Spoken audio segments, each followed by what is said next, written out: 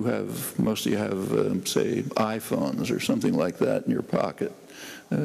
Take a look at them. For example, they have in them a GPS. Where'd the GPS come from? It was created by the U.S. Navy, the Navistar program. It has microelectronics, software, hardware, almost all created for decades, mostly in the state sector, often in the U.S. Pentagon funding, here the counterpart. Taxpayers pay for this because they think they're protecting their security. That's what they're told. But in fact, the government doesn't care about your security. What it cares is about its own power and security for corporate power. And the way the system works is the taxpayer takes the risks, carries out the investment for decades, literally decades. Finally, something may come out which is profitable, and then the profit goes to the private sector. If we had anything remotely like capitalist systems, we don't, they would adhere to the capitalist principle that if an investor takes risks and invests and waits and takes risky steps, and if something comes out of it, the profit goes back to the investor.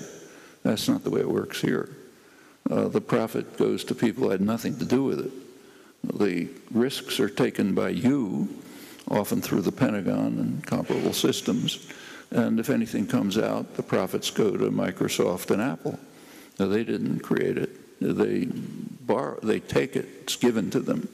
And it literally is decades. So computers were the computer market, personal computer market, became viable in 1977, I think it was. Apple was the first. That was about 30 years after the development of computers, almost all in the state sector, like in the building where I work. And if you buy pharmaceuticals, let's say, the basic research and development is pretty much done in the state sector. Places like probably the biology lab right here probably gets government funding, grants. And that's all across the board. When you look back at these, I mentioned the Trans-Pacific Partnership. One part of that was leaked by WikiLeaks. It's secret except for the corporate lawyers and lobbyists. But one part was leaked. It was the part on intellectual property. Intellectual property is a polite term, a kind of a euphemism for government instituted monopoly pricing rights. That's what it really means. It means extraordinarily high patent rights, which have never existed in history, for the pharmaceutical corporations and some other corporations. That's to keep the price of drugs up and make profits astronomical. Now there's a pretext. The pharmaceutical corporations say, look, we need that for research and development. That's been investigated. Turns out that probably at least half of the R&D is not done by the pharmaceutical corporations at all.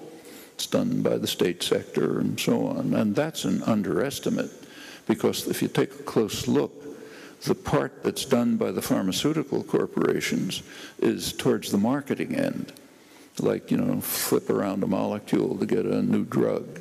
But the basic research, the hard, costly, risky research, that's done by people like you. You pay for it through your taxes. And the pharmaceutical corporations rip off the profit. Actually, there is a study one study by a very good American economist, Dean Baker, who he estimated what would happen if R&D was 100% funded by the public, and the pharmaceutical corporations were compelled to go on the market to sell what they produce. It turns out there'd be a colossal saving for the public, and of course a sharp reduction in profits of the big industries. That's intellectual property. That's the part of the Trans-Pacific Partnership that was leaked.